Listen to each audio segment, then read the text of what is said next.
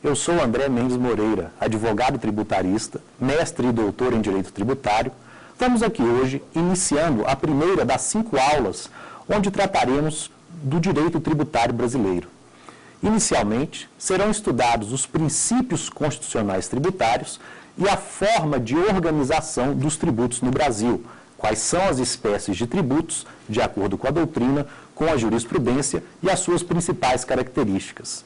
Na sequência, adentraremos no estudo dos impostos sobre o consumo, daqueles tributos que gravam operações de venda de mercadorias e bens de serviços, que são o IPI, o ICMS e o ISS-QN. Na sequência, estudaremos também as contribuições PIS e COFINS, que, desde 2002, passaram a ter o atributo da não cumulatividade tributária, tema este que finalizará o nosso curso. Para assistir nossas aulas, estão aqui 3 alunos de Direito, aqui de Brasília, Dr. Edgar, doutora Eliana e o Dr. José Luiz, que participarão com suas dúvidas. Você também, que nos assiste, pode enviar quaisquer indagações para o e-mail saberdireito@stf.jus.br, bastando identificar a aula e o tema específico relativo à sua indagação. Sem maiores delongas, iniciemos os nossos trabalhos. Aliomar Baleiro, ex-ministro do Supremo Tribunal Federal e um dos maiores tributaristas do Brasil, já dizia que o tributo é, há mais de 20 séculos, a vetusta e fiel sombra do poder político.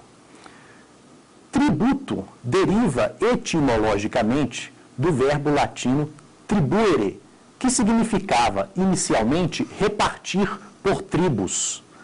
Os tributos no passado não eram pagos em dinheiro, em pecúnia. Representavam muitas vezes prestações de serviços, entrega de bens, entrega de mercadorias para o senhor de determinada tribo. Foi com a evolução e com o passar dos séculos que tributo passou a ter a feição que possui hoje. Atualmente, o tributo é a principal fonte de receitas derivadas do Estado. Receitas derivadas são aquelas nas quais o Estado, de forma compulsória, transfere do patrimônio do particular para o seu riquezas com o intuito de custear os bens públicos, os serviços públicos, enfim, a vida em sociedade. Receitas derivadas não se confundem com receitas originárias. Receitas originárias são oferidas pelo Estado a partir da exploração de seus próprios bens e da prestação de serviços realizada pelo próprio exemplo, aluguéis de bens públicos, um imóvel estatal alugado para o particular que gera receitas originárias para o Estado. A tônica das receitas derivadas, dentre as quais os tributos assumem a maior relevância, é exatamente a sua compulsoriedade, a sua obrigatoriedade, a transferência mandatória do patrimônio do particular para o patrimônio público. É em razão desta imposição, deste ato que deriva exatamente do poder de império do Estado, que o direito tributário se reveste de diversos princípios, de diversas garantias que asseguram ao cidadão, ao contribuinte, o direito de não ter o seu patrimônio indevidamente transferido para os cofres públicos sem que haja observância daquelas regras postas pela Constituição que representam a vontade maior de nosso povo. No direito positivo brasileiro, o conceito de tributo foi previsto inicialmente na Lei 4.320 de 1964, cujo artigo 9º dispunha que tributo é a receita derivada, instituída pelas entidades de direito público, compreendendo os impostos, as taxas e as contribuições. Posteriormente, em 1966, seguindo-se a grande reforma constitucional ocorrida em 1965, por meio da emenda constitucional número 18 à Constituição de 1946, adveio o Código Tributário Nacional, trazido a lume pela Lei 5.172 de 1966. O CTN definiu o tributo em seu artigo 3º. Tributo é toda prestação pecuniária compulsória. Não se paga tributo porque quer. Paga-se porque é obrigado a tanto. O tributo é pago porque o contribuinte sabe que, se não o fizer, poderá ser autuado. Sendo autuado e não pagando, poderá ser executado. Sendo executado, terá seus bens penhorados, suas contas bancárias penhoradas e haverá a transferência coativa com o acréscimo de juros, multa e honorários advocatícios da Fazenda Pública do seu patrimônio para o patrimônio do Estado. Portanto, a primeira característica que salta aos olhos da definição do artigo 3º do Código Tributário Nacional é a compulsoriedade do tributo.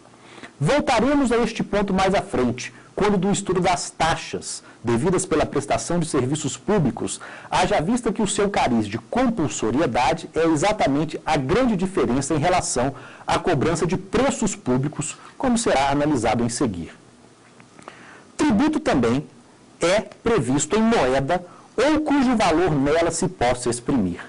Tributo se paga em dinheiro. Não se paga tributo com bens, não se paga tributos com serviços.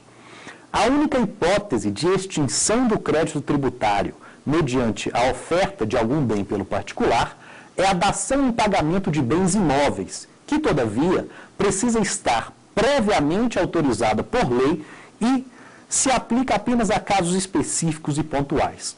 Portanto, tributo é pago em dinheiro e previsto em dinheiro.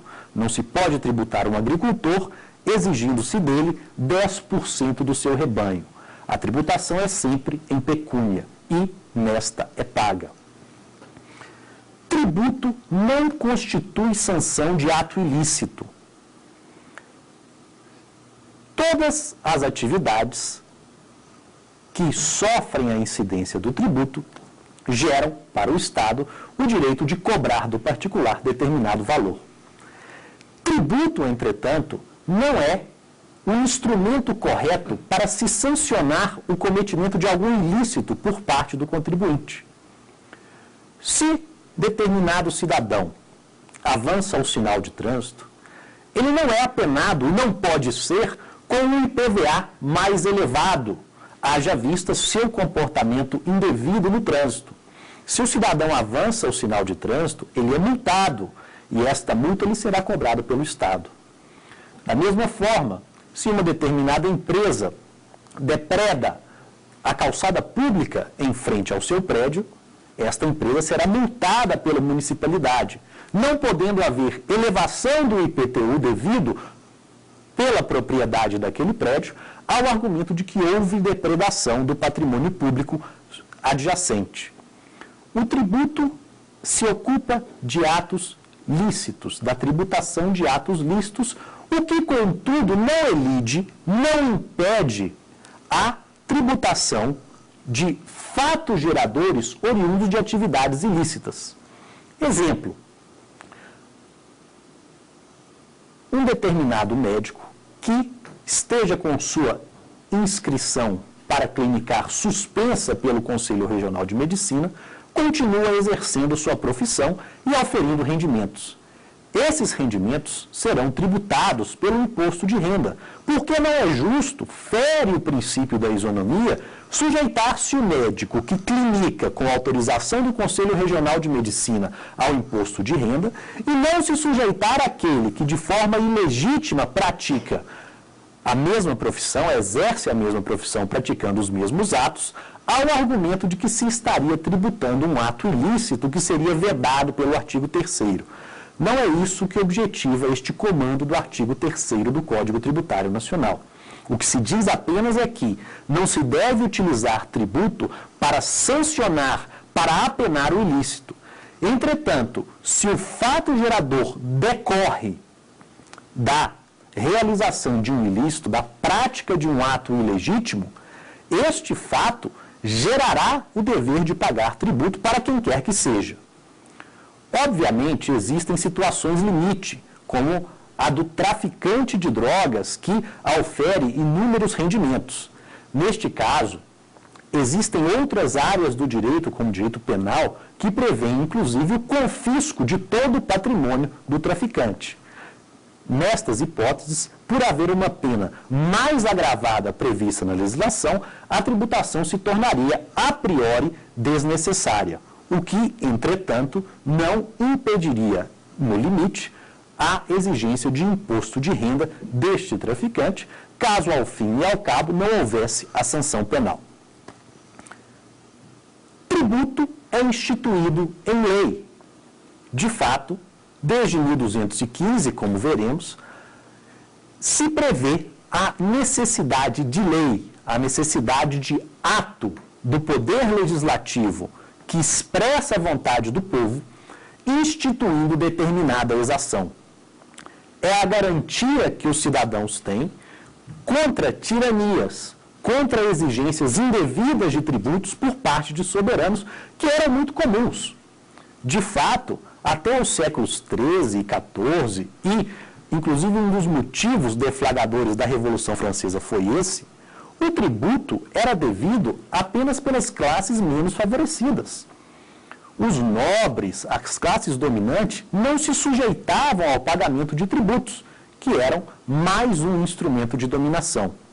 Portanto, com a previsão do princípio da legalidade e com o princípio da tripartição dos poderes, de acordo com o qual compete ao Poder Legislativo editar leis, exatamente porque o parlamento representa a vontade do povo, busca-se evitar esta antiga concessão de privilégios a classes dominantes, distribuindo-se de forma equânime e isonômica a tributação. Por fim, mas não menos importante, o tributo é cobrado mediante atividade administrativa plenamente vinculada. Ora, atos administrativos podem ser vinculados ou discricionários, sendo que nos discricionários há margem para o juízo de oportunidade e conveniência. Tais juízos não são possíveis na seara tributária. Compete ao agente da fiscalização, verificando a ocorrência do fatirador, exigir do contribuinte o tributo, apenando-o, se for o caso, com multa pelo pagamento em atraso, com multa pelo descumprimento de obrigações acessórias, tais como a apresentação de declarações, a apresentação de informações para o...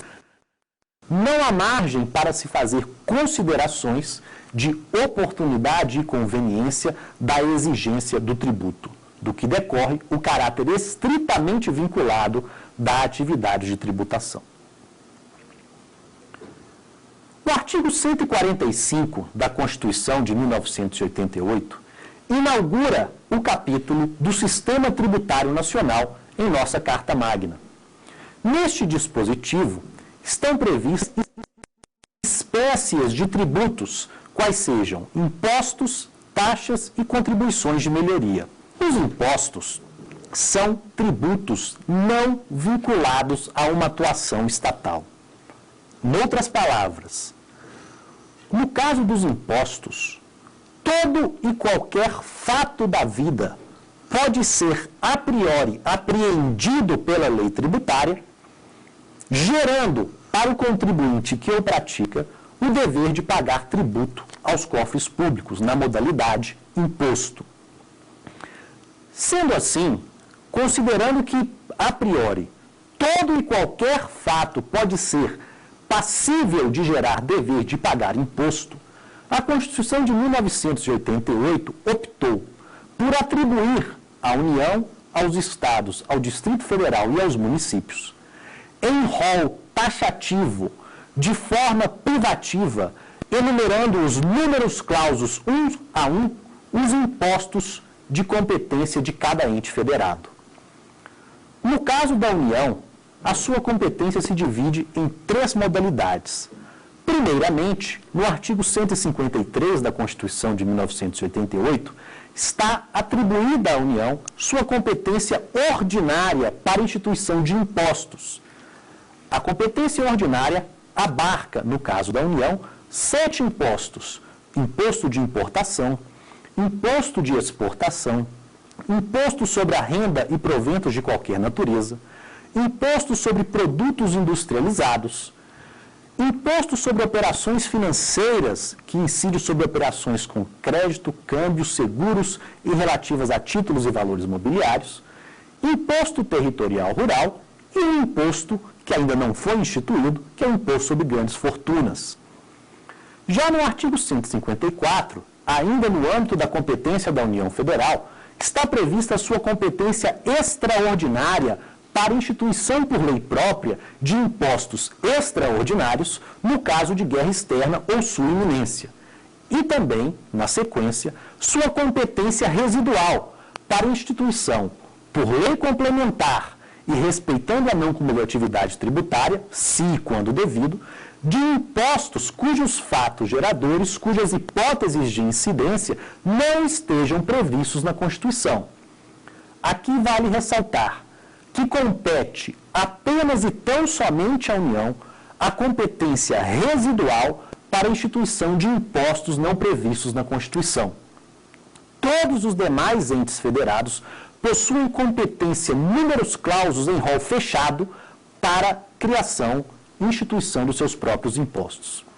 No caso dos estados, o artigo 155 da Constituição lhes atribui competência para instituir o IPVA, Imposto sobre a Propriedade de Veículos Automotores, o ICMS, que tributa operações de circulação jurídica de mercadoria e prestações de dois serviços, a saber, comunicação e transporte interestadual e intermunicipal, e o chamado ITCMD, Imposto sobre Transmissão, Causa-Mortes e Doações de Bens ou Direitos, também conhecido como Imposto sobre Heranças e Doações.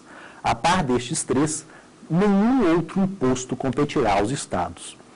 Por fim, no caso dos municípios, e valendo ressaltar que o Brasil é uma das poucas federações no mundo onde, desde a Constituição, os municípios têm assegurado seu poder de tributar, há previsão para que estes entes instituam o IPTU, Imposto sobre a Propriedade Predial e Territorial Urbana, o ITBI, que grava as transmissões de bens imóveis, e o ISSQN, Imposto sobre Serviços de Qualquer Natureza, desde que estejam previstos em lista editada por lei complementar do Congresso Nacional.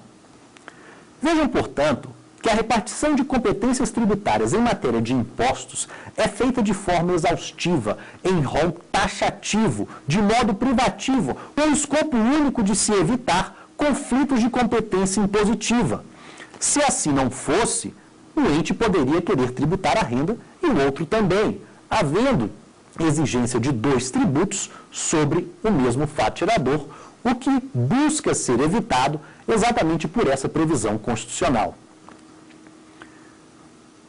A par dos impostos, que, exatamente por serem tributos não vinculados a uma atuação estatal, por serem tributos em relação aos quais todo e qualquer fato da vida pode ser apreendido como gerador do dever de pagar tributos pelo legislador, exigindo do contribuinte a transferência coativa do seu patrimônio para os cofres públicos, temos as taxas, que, ao contrário, não são tributos não vinculados a uma atuação estatal.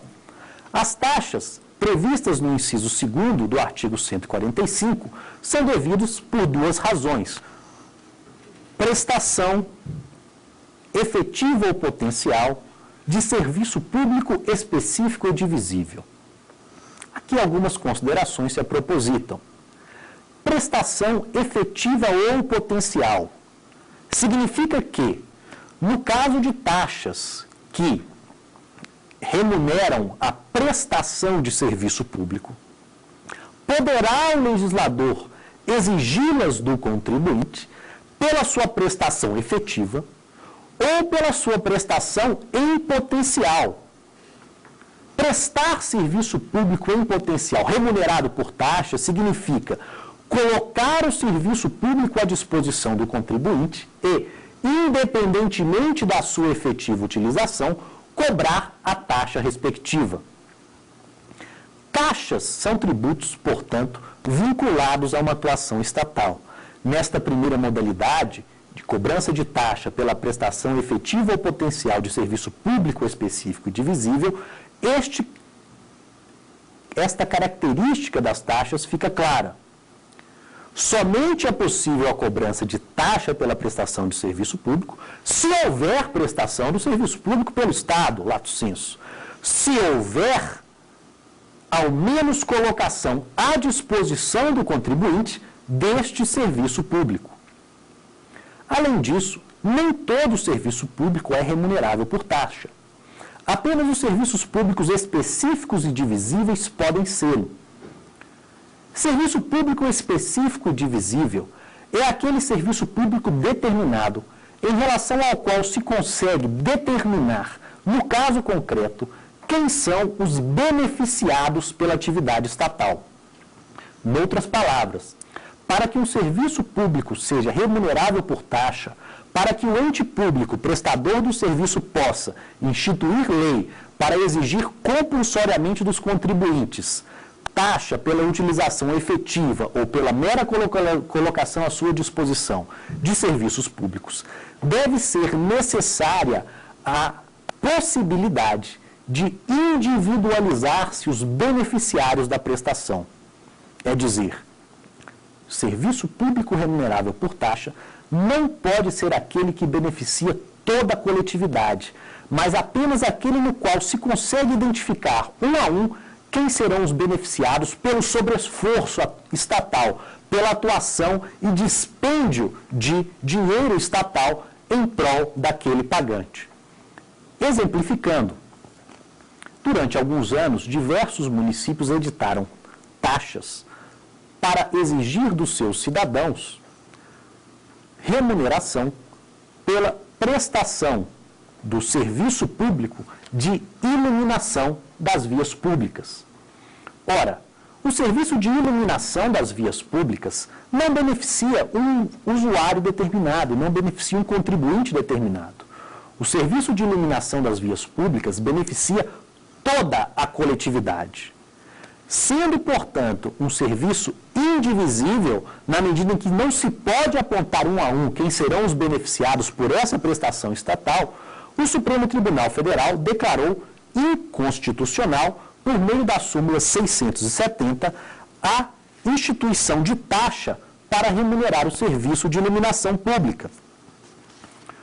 Por outro lado, já foi declarada a constitucionalidade da taxa pela prestação do serviço de coleta domiciliar do lixo, aquele serviço pelo qual a limpeza urbana passa em determinados domicílios e recolhe o lixo produzido por esses domicílios.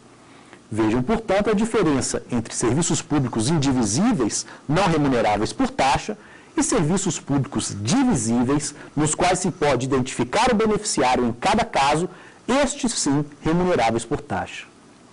Entretanto, há uma outra hipótese na qual a instituição de taxas é autorizada pelo artigo 145.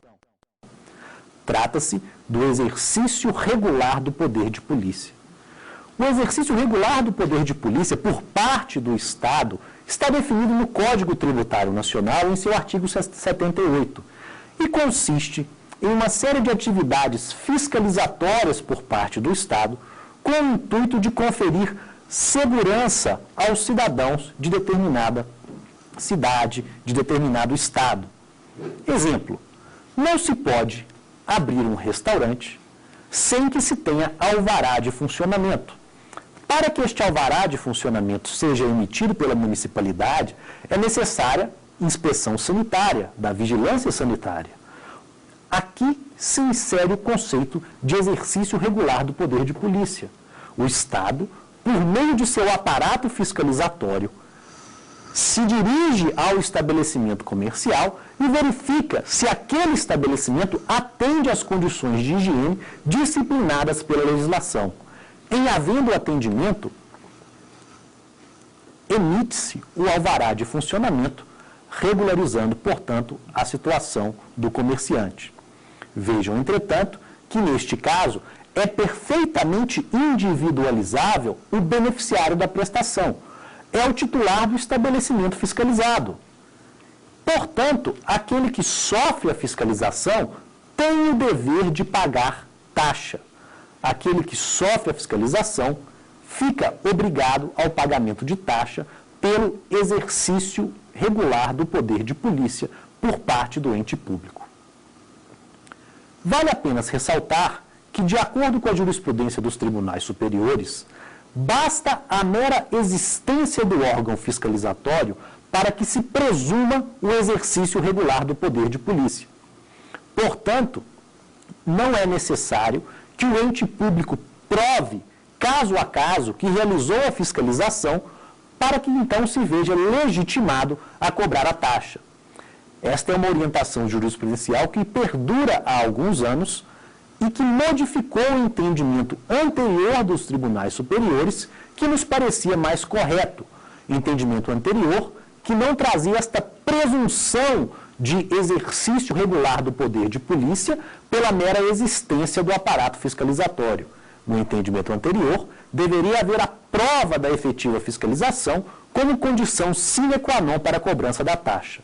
Agora, entretanto, e desde há alguns anos, basta a existência do órgão fiscalizatório para legitimar a União, o Estado ou o município a exigir do contribuinte taxa pelo exercício regular do poder de polícia, que é, portanto, presumido nessas hipóteses. Por fim, temos também, no inciso 3º do artigo 145 da Constituição, a previsão de uma terceira espécie tributária. A contribuição de melhoria surgiu na Inglaterra, quando, há alguns séculos, foi feita uma obra de canalização do rio Tâmisa, que cruza a cidade de Londres.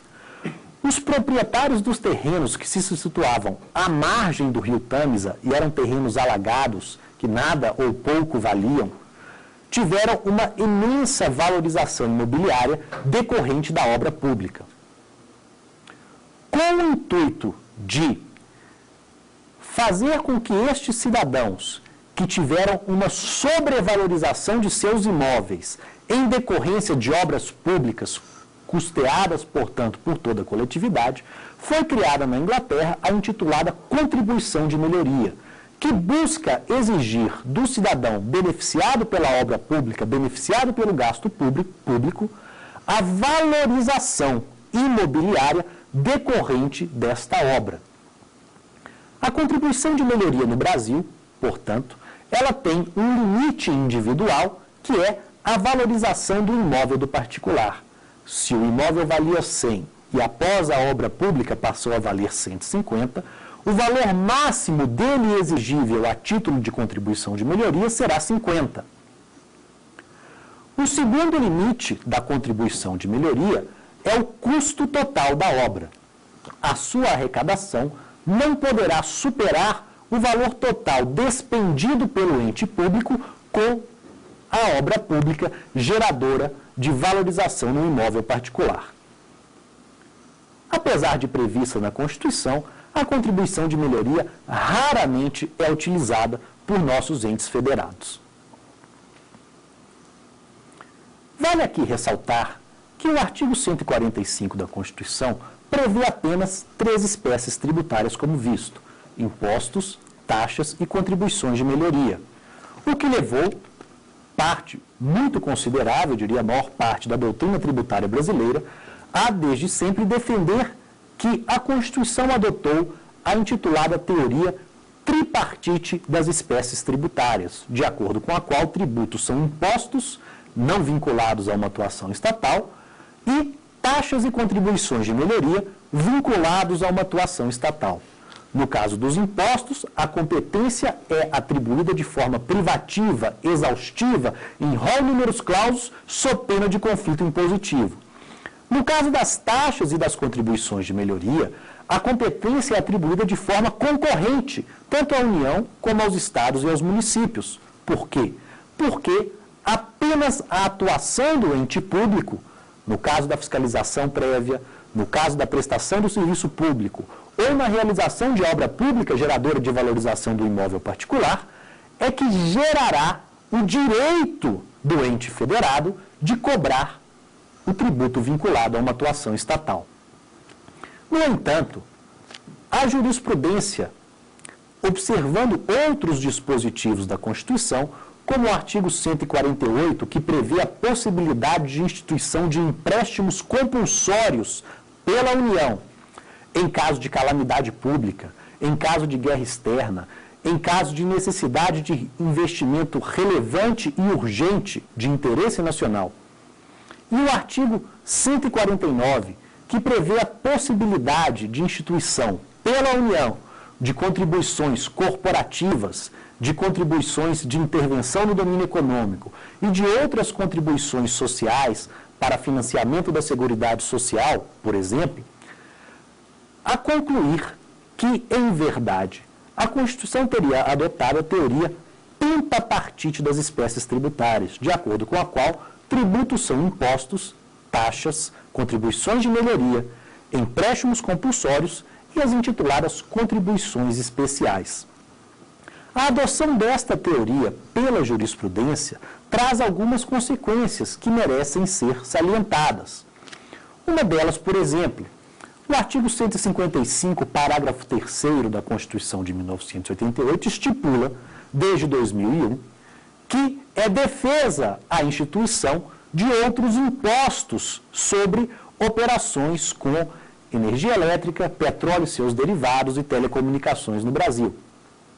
Ora, se é defesa a instituição de outros impostos e se consideramos que impostos e contribuições são espécies tributárias distintas, então não se proíbe a instituição de outras contribuições, como efetivamente foi feito com a contribuição prevista no artigo 177, parágrafo 4º da Constituição, que é a contribuição de intervenção no domínio econômico incidente sobre comercialização e importação de combustíveis, a CID combustíveis. Portanto, a consequência da adoção da teoria pentapartite das espécies tributárias pela jurisprudência, sob os protestos da doutrina que sustenta com argumentos profundos a validade da teoria tripartite das espécies tributárias, foram, por exemplo, uma delas, a possibilidade de instituição de contribuições sobre petróleo e seus derivados, no caso a CID combustíveis. Outra consequência, sabemos que o imposto não pode ter base de cálculo de outro imposto, porque poderíamos ter violação àquela repartição das competências tributárias feitas de forma exaustiva e tão criteriosa pelo Constituinte. Entretanto, o Supremo Tribunal Federal já decidiu que contribuições não têm ter base de cálculo de imposto, já que contribuições são espécies tributárias diferentes dos impostos. Ora, sendo assim, temos muitas vezes contribuições que são tributos não vinculados a uma atuação estatal, tal como os impostos, que incidem sobre a mesma realidade tributada pelos impostos, muitas vezes com autorização constitucional, como ocorre, por exemplo, com o imposto de renda das pessoas jurídicas, isso no artigo 153, como de competência da União, e com a contribuição social sobre o lucro líquido das empresas, que possui o mesmo fatiador, o lucro da empresa, prevista no artigo 195 da Constituição, como também de competência da União. Feitas essas considerações, vamos evoluir no estudo do artigo 145, cujo parágrafo 1º traz uma orientação dirigida especificamente aos impostos que merece nossa atenção. Sempre que possível, os impostos serão graduados segundo a capacidade econômica do contribuinte. Trata-se de comando que determina que sempre que for possível, sempre que a hipótese de incidência do imposto permitir, este imposto deverá ser graduado consoante a capacidade econômica de quem paga, consoante a chamada capacidade contributiva do cidadão. Esta graduação do imposto, conforme a capacidade contributiva do pagante, traz como consequência a progressividade fiscal das alíquotas dos impostos. Quanto maior a base de cálculo, maior será a alíquota. É o que predica o parágrafo 1º do artigo 145. Um exemplo lapidar de imposto no qual as alíquotas têm progressividade fiscal, buscando tributar com alíquotas maiores aqueles que têm mais, é o imposto sobre a renda.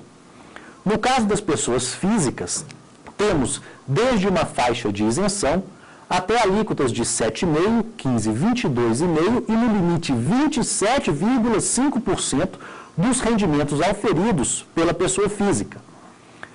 Esta progressividade das alíquotas, que se eleva quanto maior a renda auferida, é a manifestação mais perfeita e acabada do princípio da capacidade contributiva, previsto como mandatório para os impostos no parágrafo 1º do artigo 145 da Constituição. No entanto, não é todo e qualquer imposto que, de acordo com a jurisprudência atualmente vigente, porém em fase de mutação, se sujeita à progressividade fiscal de alíquotas. A jurisprudência dividiu, já há algumas décadas, os tributos em tributos reais e pessoais. Imposto pessoal é aquele devido pela pessoa, segundo a jurisprudência. Exemplo lapidar, imposto sobre a renda, devido sobre os rendimentos auferidos pela pessoa física. Já imposto real é aquele que tributa a res, que tributa a coisa. Exemplo, impostos sobre o patrimônio, IPVA, IPTU, Imposto Territorial Rural. No caso dos impostos ditos reais, a jurisprudência sempre rechaçou a progressividade fiscal de alíquotas, ao argumento de que nestes impostos, como se tributa a coisa e não a pessoa, é impossível alcançar-se a capacidade contributiva do pagante pela graduação de alíquotas conforme o valor do bem. É por essa razão que hoje, por exemplo, o proprietário de um carro popular e o proprietário de um caro automóvel importado pagam a mesma alíquota do IPVA, ainda que o valor de um seja 20 e o valor de outro seja 200. A alíquota é a mesma. Obviamente, os valores absolutos serão distintos, mas a alíquota não muda, não pode ser graduada. Não pode ser graduada porque a jurisprudência determina que nos impostos ditos reais é vedada a progressividade de alíquotas, já que neles não se alcança com a precisão que se alcança nos impostos pessoais a capacidade contributiva dos pagantes. Entretanto, e aqui vale salientar, esta diferenciação entre impostos pessoais e reais sempre foi criticada pela doutrina. Como diz o professor Sacha Calmon, a coisa não paga imposto. Quem paga imposto é a pessoa. Ora, se o imposto é devido pela pessoa, logo o imposto devido sobre a propriedade de um veículo automotor será pago pelo seu proprietário. Então não haveria, a priori, qualquer problema em se graduar a alíquota conforme a capacidade econômica do seu proprietário, manifestada pela posse de um bem que externa um signo presuntivo de riqueza, pela posse de um bem que indica capacidade econômica daquele contribuinte. Entretanto, como já dito, a jurisprudência desde sempre, fundada na divisão entre impostos pessoais e reais, inadmitiu, salvo autorização constitucional expressa, a progressividade de alíquotas nos impostos ditos reais. Aqui vale citar a súmula 656 do Supremo Tribunal Federal, de acordo com a qual é inconstitucional a lei que estabelece alíquotas progressivas para o ITBI, Imposto sobre Transmissão de Bens Imóveis, de competência dos municípios, com base no valor venal do imóvel. Na mesma linha, a súmula 688 também do Supremo Tribunal Federal. É inconstitucional a lei municipal que tenha estabelecido, antes da emenda constitucional 29 de 2000, que autorizou a progressividade fiscal, alíquotas progressivas para o IPTU, salvo se destinada a assegurar o cumprimento da função social da propriedade urbana. Aqui vale um adendo. Desde o advento da Constituição, se admitia a progressividade extrafiscal das alíquotas do IPTU. A progressividade não com finalidade arrecadatória, não com finalidade de se alcançar a capacidade contributiva do pagante, como dispõe o parágrafo 1º do 145 da Constituição, mas aquela progressividade destinada a alcançar um outro fim, um outro escopo com a sua aplicação. No caso do IPTU, cumprir a função social da propriedade.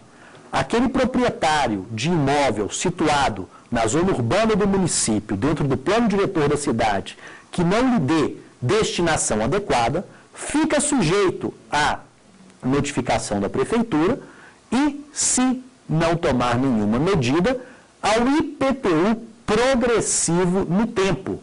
A cada ano em que o proprietário continua não utilizando adequadamente o seu imóvel, a alíquota se eleva. Vale notar que esta é a progressividade extrafiscal e dela não cura o parágrafo 1º do artigo 145 da Constituição de 1988. No caso deste dispositivo, o que se busca é permitir e obrigar a existência da progressividade fiscal. Contudo, repisando, no caso dos impostos reais, esta progressividade hoje somente é possível se houver expressa autorização constitucional.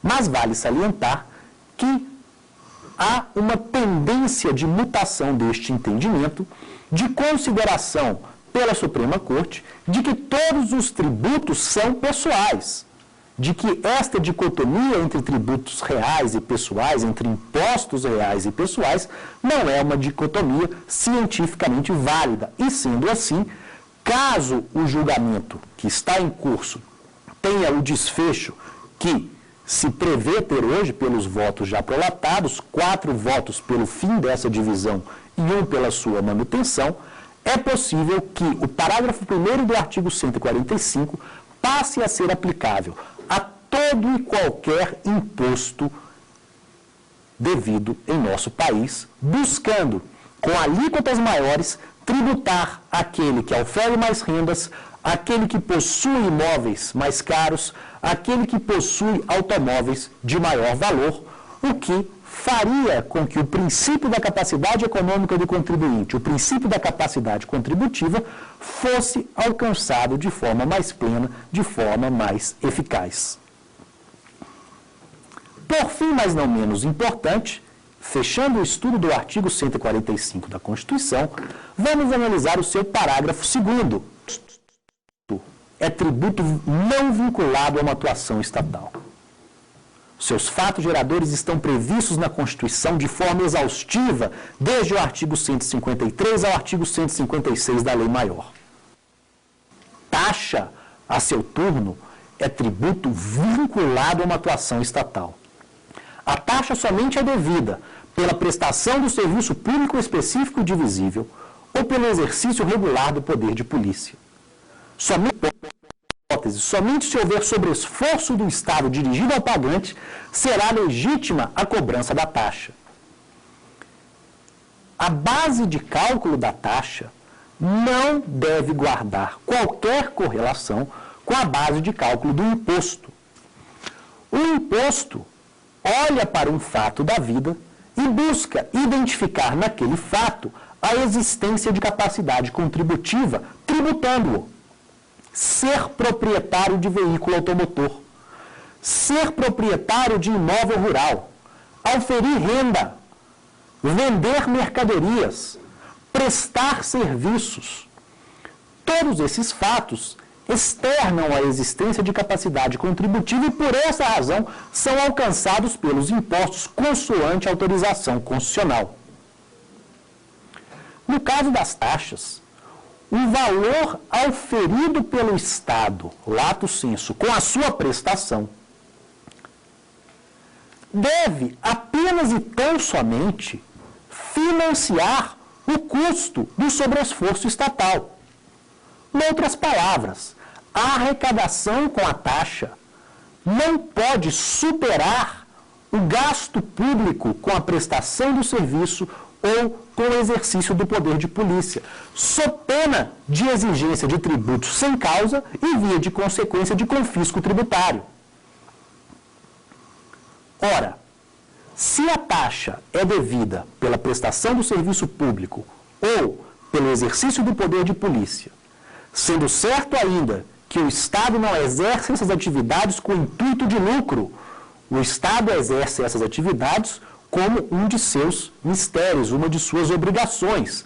Exemplo, taxa judiciária, paga por todos que buscam ter acesso ao poder judiciário. Não se deve utilizar a taxa para arrecadar mais do que o custo do serviço público fornecido ou da fiscalização. Esta característica das taxas está diretamente ligada com o comando do parágrafo 2º do artigo 145. A taxa não pode ter base de cálculo de imposto. Não se pode, na taxa, buscar tributar mais quem tem mais. O que se pode, obviamente, isso é feito em vários casos, é isentar de taxas aqueles que não possuem valores suficientes para arcar com a prestação de um serviço, como ocorre com a isenção de custos e taxas judiciárias para os legalmente pobres. Mas não se deve, e este é o ponto do parágrafo 2º do artigo 145, utilizar as taxas para arrecadar mais do que o custo do serviço por meio da utilização de base de cálculo semelhante à de imposto. Exemplificando com uma súmula do Supremo Tribunal Federal, súmula número 595, que diz: é inconstitucional a taxa municipal de conservação de estradas de rodagem cuja base de cálculo seja idêntica à do imposto territorial rural. Esta taxa, declarada inconstitucional pelo STF, possui dois vícios. Primeiro, o serviço por ela remunerado não é específico e divisível. Conservação de estradas de rodagem beneficia toda a coletividade. E segundo, que foi o ponto central do julgamento, a base de cálculo da taxa municipal devida para a conservação das estradas de rodagem variava conforme o valor do imóvel rural do contribuinte, do imóvel rural pelo qual a estrada a ser conservada passava. Como não se pode, repito, atribuir a taxa base de cálculo de imposto, ela foi declarada inconstitucional pela Suprema Corte. Entretanto, aqui vale um alerta. No julgamento da taxa de coleta domiciliar de lixo de determinado município, o Supremo Tribunal Federal se deparou com uma questão importante. Esta taxa, paga pelos cidadãos que tinham a possibilidade de utilizar do serviço de coleta domiciliar do lixo, pelo tráfego do caminhão por suas residências, variava conforme o tamanho do imóvel. É sabido que o tamanho do imóvel é um dos fatores considerado para se chegar ao valor do imóvel. O imóvel possui 50, 100, 150, 200 metros quadrados. E o valor do imóvel, o valor venal da propriedade imobiliária urbana, é exatamente a base de cálculo do IPTU, Imposto Municipal sobre a Propriedade Predial e Territorial Urbana. Ora, sendo certo que o tamanho do imóvel é um dos fatores que se utiliza para se chegar à base de cálculo do IPTU, deparou-se o Supremo com o seguinte questionamento. A utilização do tamanho do imóvel para se graduar a taxa de coleta domiciliar de lixo é inconstitucional? O Supremo Tribunal Federal entendeu que não, pois neste caso tem-se uma justificativa. A taxa devida pela coleta domiciliar do lixo. A priori, é razoável presumir-se que residências maiores produzem mais lixo do que residências menores. Sendo assim, a variação da taxa devida pela coleta domiciliar do lixo, consoante o tamanho do imóvel, e não o seu valor, que é exatamente a base de cálculo do IPTU, mas consoante o seu tamanho, a sua área, que é apenas um dos fatores que se utiliza para se chegar à base de cálculo do IPTU, não viola a Constituição. Este entendimento foi posteriormente cristalizado em uma súmula vinculante da Suprema Corte, súmula vinculante número 29. É constitucional a adoção, no cálculo do valor de taxa, de um ou mais elementos da base de cálculo própria de determinado imposto, desde que não haja integral identidade entre uma base e outra. Concluindo, um dos elementos para se chegar ao valor devido a título de taxa pode ser extraído da base de cálculo do imposto. O que não pode haver é identidade entre ambas. Neste mesmo exemplo da taxa pela coleta domiciliar de lixo, vale repisar.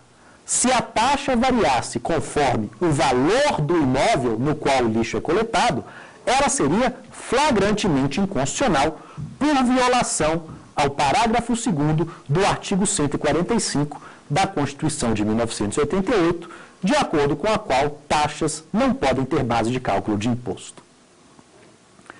Sumariando o que foi visto até aqui nesta aula que já se finaliza. Primeiro, os tributos são fontes de receitas derivadas do Estado. Receitas derivadas são aquelas que transferem de forma coativa o patrimônio do particular para o patrimônio público. No sistema tributário brasileiro, de acordo com a interpretação hoje vigente, existem 5 espécies de tributos: impostos, taxas, contribuições de melhoria, contribuições especiais e empréstimos compulsórios.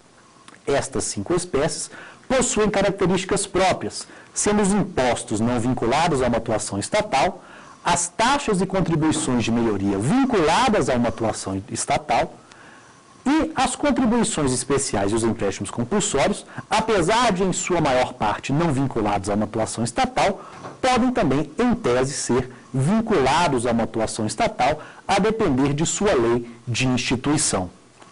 Esta, em linhas gerais, é a organização do sistema tributário brasileiro hoje. Em caso de dúvidas, salientamos, envie sua indagação para saberdireito@stf.jus.br. Caso queira rever esta aula, basta acessar www.youtube.com/saberdireitoaula. Na próxima aula, continuaremos o estudo do Sistema Tributário Nacional, avançando na análise dos princípios constitucionais tributários. Até lá!